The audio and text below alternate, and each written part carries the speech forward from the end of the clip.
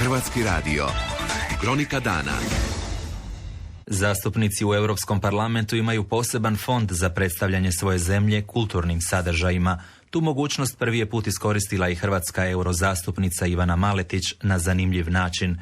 Spojila je glazbu Hrvatskog pjevačkog zbora Mozartine i izložbu Hrvatska izvor vode. Sve je to pokazala svojim kolegama u Briselu.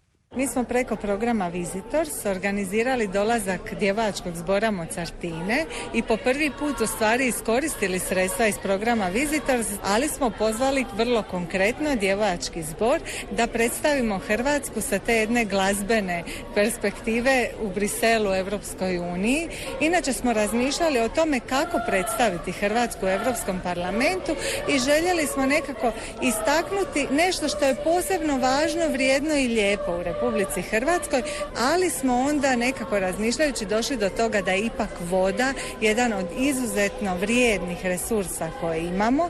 Ono što moramo napraviti je to naše bogatstvo staviti u funkciju gospodarskog rasta i razvoja.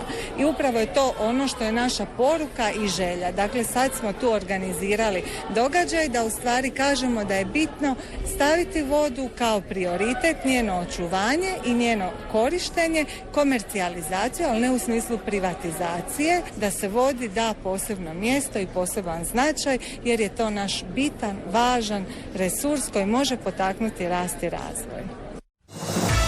Hrvatski radio. Kronika dana.